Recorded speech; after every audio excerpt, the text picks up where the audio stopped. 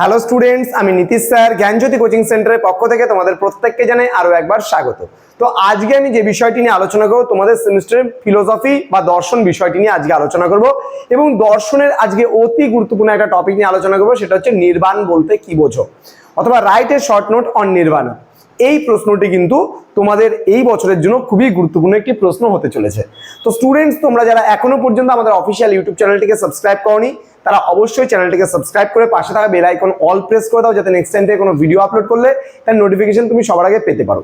এছাড়া তোমরা যারা ভাবছো যে অনলাইনে আমাদের কাছে কোর্স করবে বা আমাদের কাছে সরাসরি পড়বে, তারা অবশ্যই যোগাযোগ করতে পারো আমাদের অফিসিয়াল নাম্বার 6295916282 অথবা 7076398606 নম্বরে।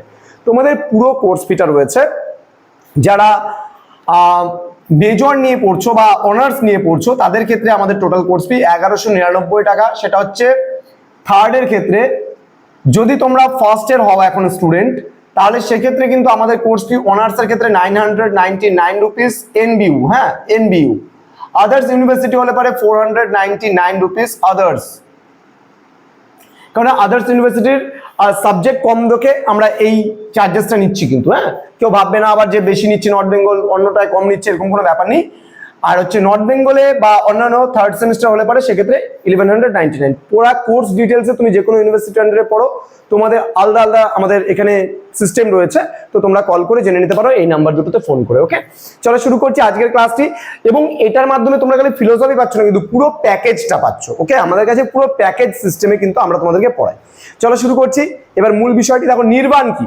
দেখো, আমরা যদি বৌদ্ধ ধর্মে মুক্তি মানে কথাটি অর্থে কিন্তু নির্বাণ ব্যবহার করতো, অর্থাৎ নির্বাণ শব্দের অর্থ কিন্তু মুক্তি বোঝাতো।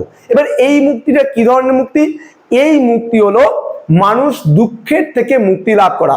তোমরা এর আগে আর্য সত্য পড়েছো যে জগতে দুঃখ আছে বা জগৎ দুঃখময়। এবার দুঃখের কারণ আছে, দুঃখ নিবারণ সম্ভব। সেই দুঃখ নিবারণ কিসের মাধ্যমে হয়?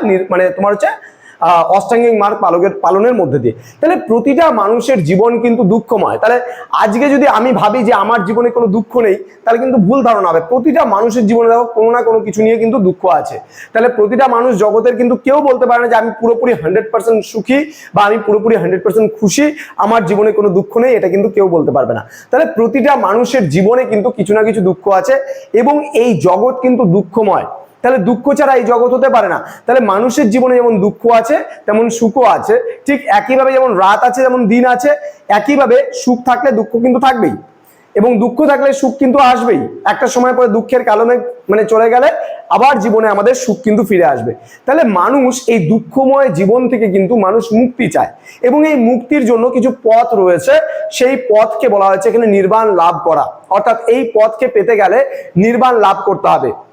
বৌদ্ধ ধর্মে গৌতম বুদ্ধের কয়েকটা মূল নীতির মধ্যে এই নির্বাণ লাভ করাও কিন্তু একটা কথা, মানে একটা মূল বিষয়। কারণ কি, দেখবা প্রতিটা মানুষের জীবনে কি থাকে? আমি বললাম একটু আগে যে দুঃখ থাকে। তাহলে দুঃখ কি?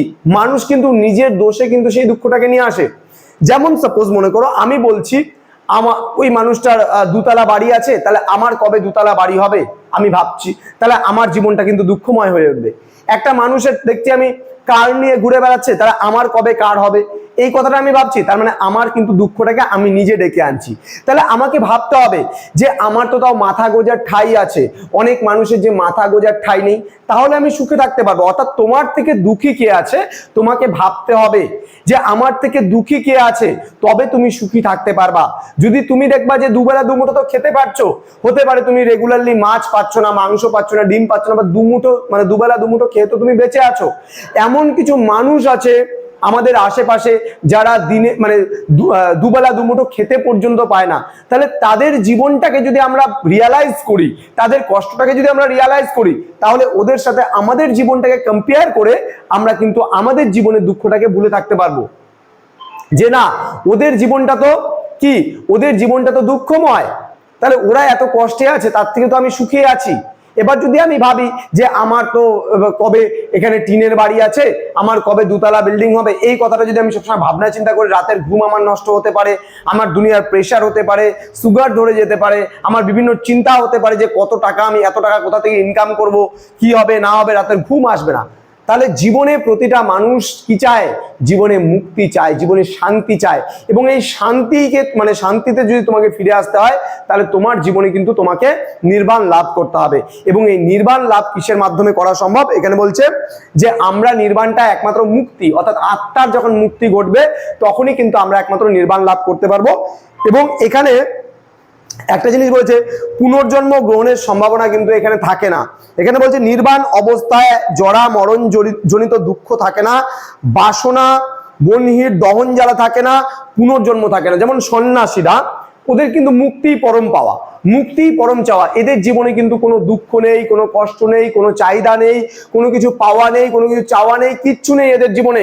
এদের জীবনে একটাই মূল লক্ষ্য, সেটা হলো নির্বাণ লাভ করা, অর্থাৎ মুক্তি লাভ করা। তো আশা করি বৌদ্ধ ধর্মের নির্বাণ যে কি এই বিষয়টা তোমাদের বুঝতে কোনো অসুবিধা নেই।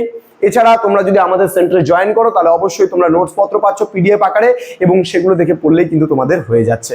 দেখা হচ্ছে খুব তাড়াতাড়ি পরবর্তী আরেকটা নতুন ক্লাস নিয়ে খুব তাড়াতাড়ি। তোমরা প্রত্যেকে ভালো থাকবে, সুস্থ থাকবে। Thank you so much, thanks for watching after all, thank you.